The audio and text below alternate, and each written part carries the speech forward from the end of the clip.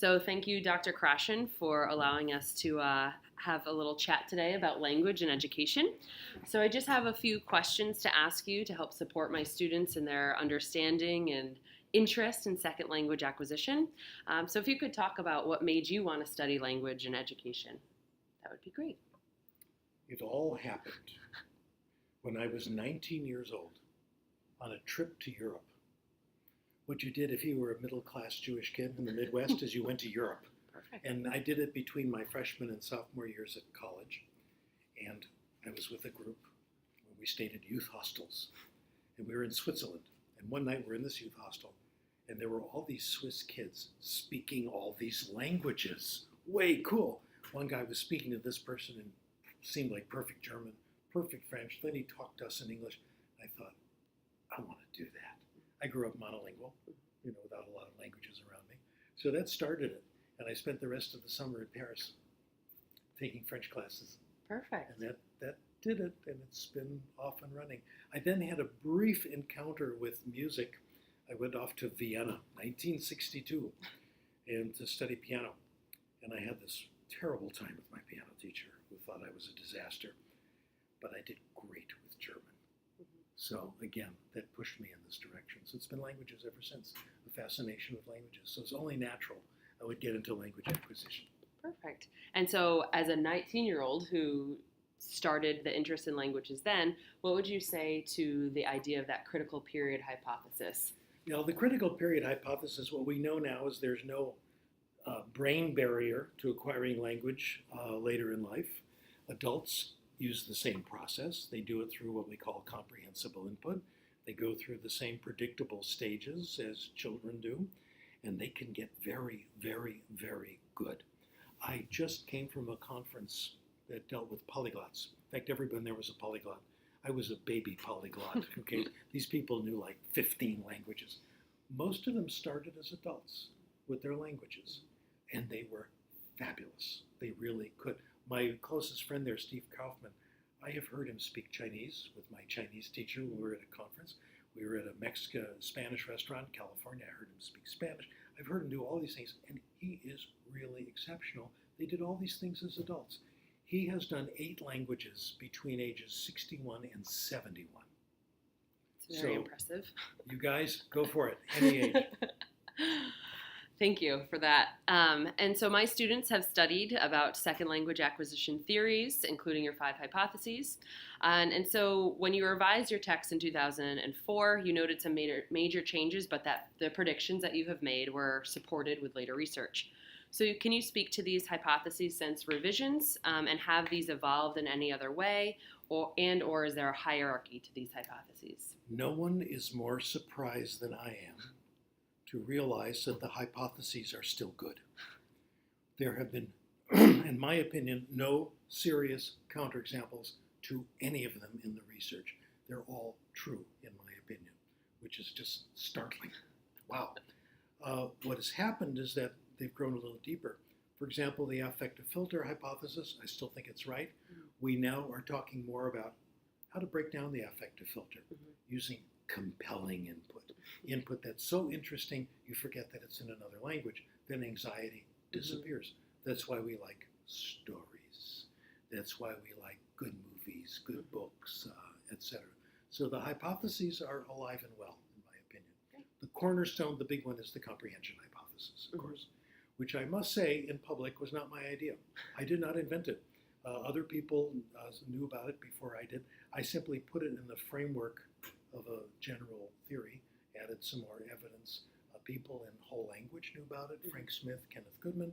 In second language, people like Harris Winnitz, James Asher, Leonard Newmark knew about it. And in this polyglot conference, I've just discovered in going through my research that Lomkato, famous polyglot, Steve Kaufman, they wrote about it and knew about it using different words, but before they had read my stuff, which is very satisfying, actually. It is nice to see when it actually plays out in real life. Thank you. So when other educational researchers take a look at your hypotheses, take a critical look at them, do you read their criticism and offer counter arguments? And so how do you respond to No, their I just feedback? ignore it all And I think, how dare they question my authority? Don't they know who I am? How's that? Actually, I have probably broken the world record in writing responses. I have a list of all the responses, and I think I have more responses than most people have publications. I have tried to respond to every legitimate complaint, where it's the loyal opposition, where it's people who really think there might be a problem, and they're pointing out some potential problem or a parent counterexample. And this is wonderful. This is the way we advance. So far, so good. If someone just writes an article and says you're stupid and ugly, no, I don't respond. Don't respond. To that. But to the legitimate ones, absolutely. And so what's your biggest ongoing debate that you're having? Wow, that's a good question.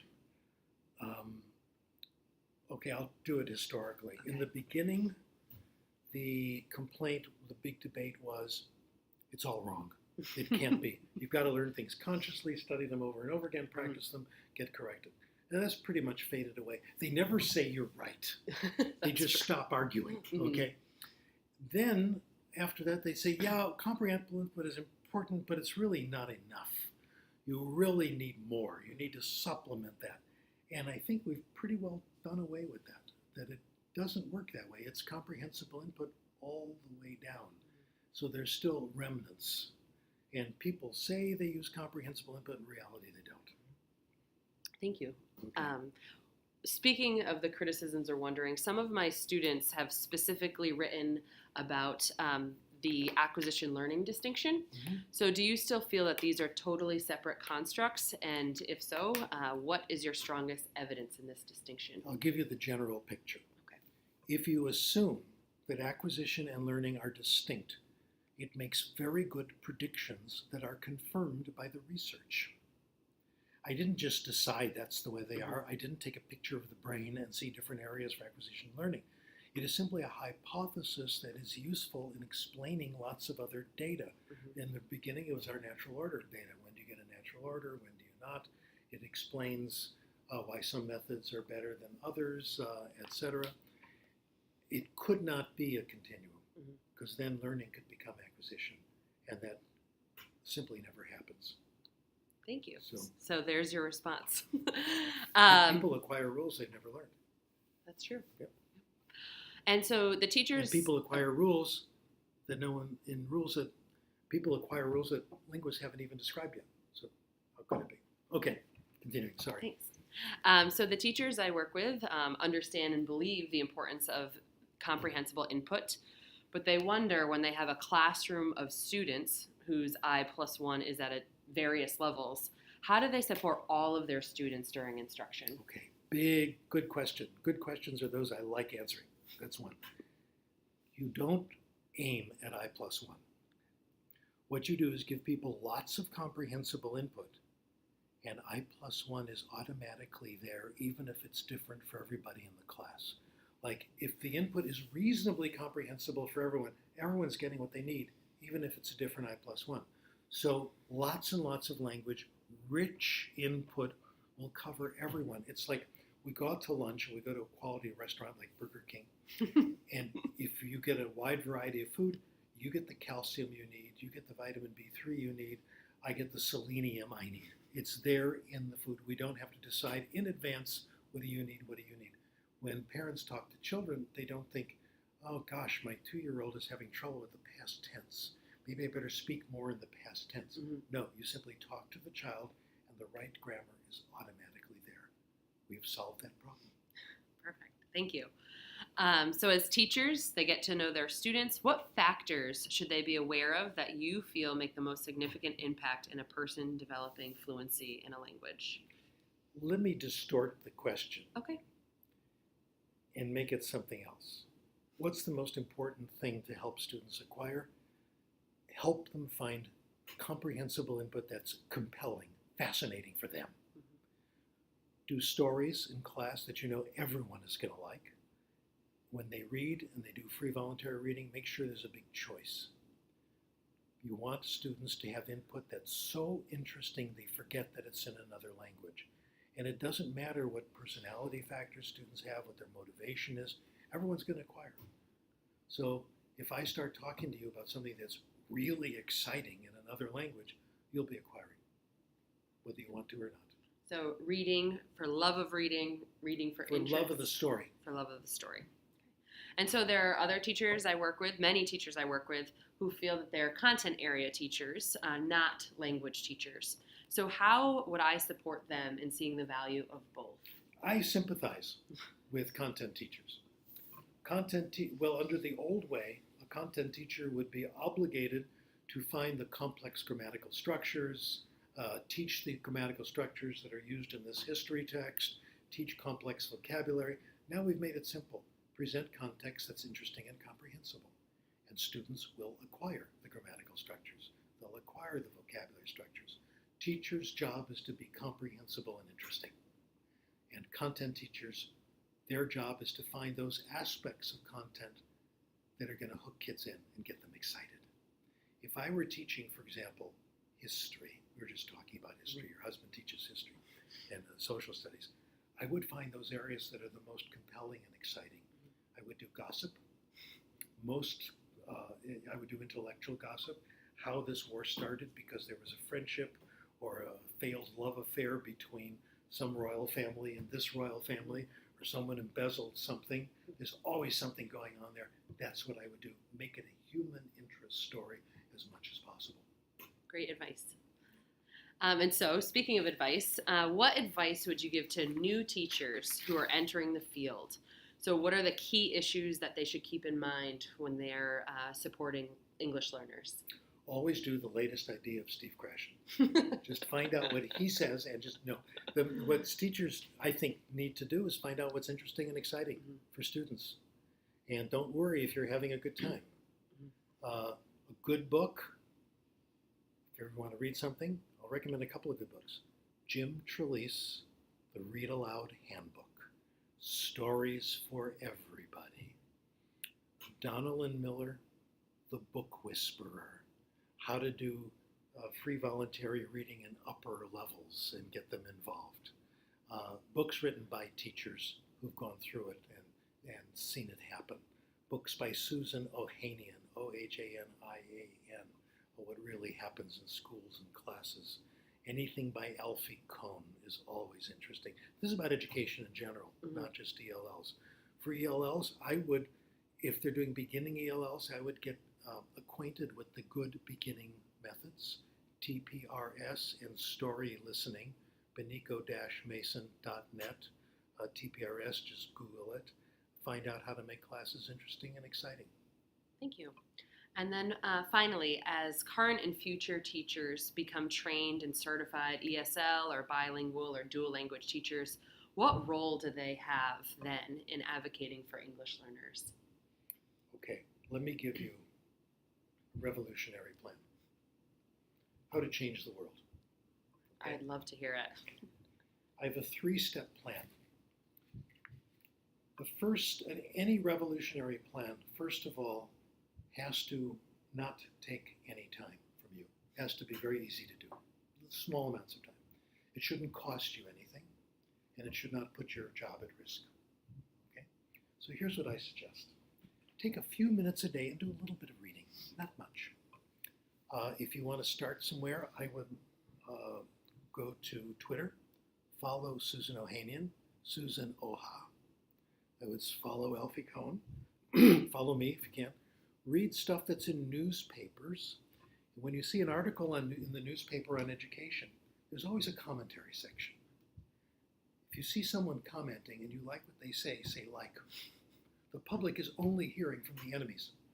Like, there'll be an article in education about performance and all that. So, it's the fault of all those immigrants. They'll just say nonsense that has no basis in fact. Teachers these days are terrible, which is not true. Let's let the teachers put in their opinions. The first step, like something you like. Second, add your opinion. Don't use your real name. One of my favorites was a chemistry teacher who just signed herself chem teacher. I have a collection of her stuff. It's so good. It's so interesting. I mean, this person really knows what was going on. So do that. Either like what someone else says or add a comment like, I agree with this, or you don't know what you're talking about. Here's what's going on in classes. It lasts for one day, then there's another article, So that's number one. Number two, if you see something you like in education, someone says something interesting, share it with your friends on your own home computer. Not just jokes and recipes, share it with your friends. It'll get around. 6 degrees of separation. With the internet, we can cover the whole country. No risk, no nothing. If you want to move up to the next level and get extra credit, do what I do and write letters to the editor. Right now, we're not doing it. The other side is doing it. Mm-hmm. Here's how letters to the editor works. Newspapers write outrageous things about education. The U.S. Department of Education. Oh, by the way, let me insert this. I've been responding to Mr. Trump and to Secretary DeVos about 3-4 times a week on their tweets. Have you gotten a response back? Oh, of course not. I'm hoping to be blocked by Donald Trump. That's my goal. Okay? But we've got to do it. Mm-hmm. We've got to do it. Like Betsy DeVos will talk about, make sure your kids have a good breakfast. And I would write saying, what is this? This is a platitude. Your platitude department is working too hard. They'll get good breakfast if the parents have money and can afford it. The problem is poverty. Get to work. Let's do things. Let's add food programs. So I've been scolding them whenever I can. If a lot of people do this, Marian Wright Edelman has a very good point. Be a flea. Fleas have impact. If you have a lot of fleas attacking the dog is going to notice it. So I'm at least doing my flea work every day. I move up from that. I write letters to the editor. I've published in all the major newspapers in the world. But I would say 5% of my letters get published, which is normal. And if there's an issue in education and everybody writes, one of the letters will get in. So if I send in a letter, it doesn't get in, but a similar letter gets in, I feel I've contributed. So we have to inform the public this way. Doing your part in advocating for ELLs is not working with the organizations. It's doing individual work, little at a time, gradually informing the public. I like to think about what UCLA basketball coach said many years ago, John Wooden. Don't let what you can't do stop you from doing what you can do. Every day I look at the newspapers, I look at tweets, and I respond to the U.S. Department of Education. And other people see my responses. That's great advice to be able to do what we can in our own classrooms, in our school community. It's tough for teachers because teachers are so overworked right now. It's amazing. I have a hunch it's deliberate. They don't have time to breathe.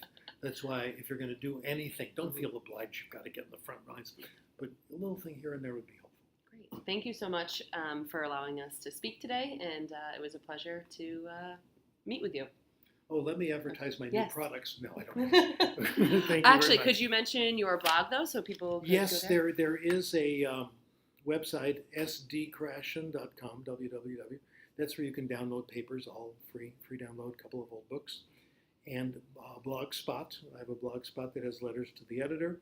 Twitter, Krashen. Help me catch up to Justin Bieber with followers, okay? Because this is the way we spread information. Follow Susan Ohanian, Susan Oha, Alfie Cohn. Oh gosh, he's so wonderful. Great. Thank you so much. Okay.